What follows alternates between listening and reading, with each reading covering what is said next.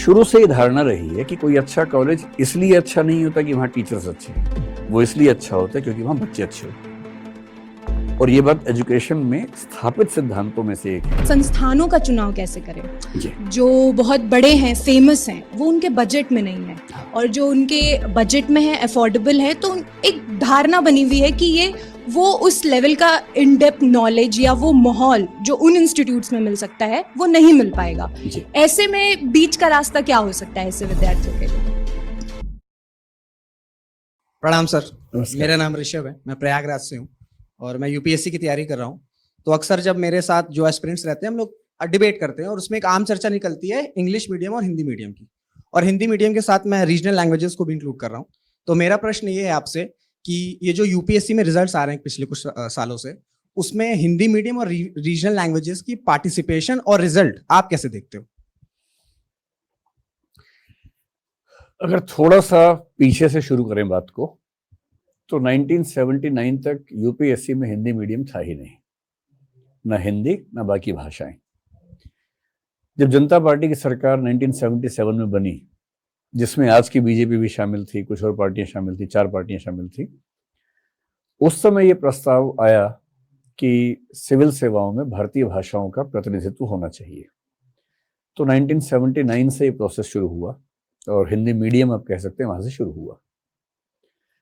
1979 से 1993 तक बहुत खास पार्टिसिपेशन हिंदी मीडियम का नहीं था। मेरा अनुमान है कि शायद अगर 500 सीट्स हों या 1000 सीट्स हों तो शायद उसमें 10-20 लोग सिलेक्ट होते होंगे उस समय। एक आध व्यक्ति पहले 100 रैंक में होता था, जिससे थोड़ा सा एक क्रेज रहता था। 93 के बाद जब मंडल कमीशन आया तो उसमें रूरल बेल्ट के बच्चों का पार्टिसिपेशन बढ़ने लगा, तो ये अनुपात थोड़ा सा बढ़ा। जो गोल्डन फेज था वो 2002 से 2008 के बीच में था, जब हम लगभग 8, 9, 10, 11% रिजल्ट फाइनल रिजल्ट में हिंदी मीडियम का देख पा रहे थे उस समय।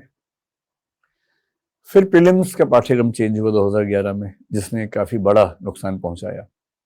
2013 में मेंस का सिलेबस चेंज हुआ, ऑप्शन सब्जेक्ट 2 से 1 रह गए, जीएस की वेटेज बढ़ गई। सही बात यह है कि उन स्ट्रक्चरल चेंजेस जो 2011 और 13 में हुए, उसके बाद से हिंदी मीडियम और बाकी भाषाओं का रिजल्ट काफी कमजोर स्थिति में आ गया। लगभग आप मान सकते हैं कि 2013-14 में वो 1.5-2% के आसपास फाइनल रिजल्ट रह गया, जो पहले 10 तक चला गया था एक बार। 2013 से अब 2023 में हम बात कर रहे हैं, रिजल्ट काफी अच्छा नहीं रहा है। पिछले साल हिंदी मीडियम की बात मैं करूं तो 24 बच्चे सिलेक्ट हुए हिंदी मीडियम से, जिनमें कुछ का रैंक काफी अच्छा है, 18वां रैंक है, 22वां रैंक है।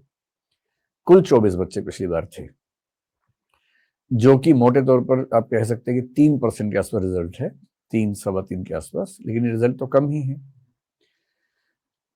पिछले 2 साल से हमने इसमें कोशिश करनी शुरू की है एक नए तरीके से। एक हमने मेंटरशिप प्रोजेक्ट नाम से एक स्कीम शुरू की है, प्रीलिम्स के लिए भी, मेंस के लिए भी।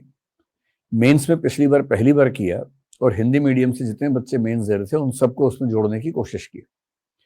कुछ बच्चे ऑनलाइन कनेक्ट हुए, कुछ बच्चे ऑफलाइन कनेक्ट हुए। ऑफलाइन में हमने एक लाइब्रेरी बनाई जो 24/7 खुलती है। हमारी एक टीम उनके साथ काम करती है।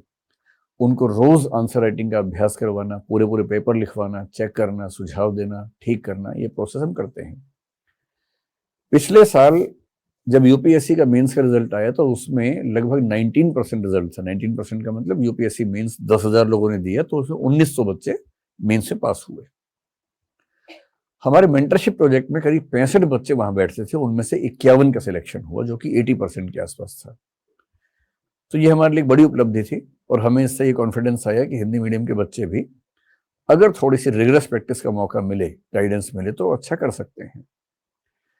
2022 का अभी एग्जाम चल रहा है, मेंस का रिजल्ट आ गया है, इंटरव्यू शुरू होने वाले 5-7 दिन के बाद से।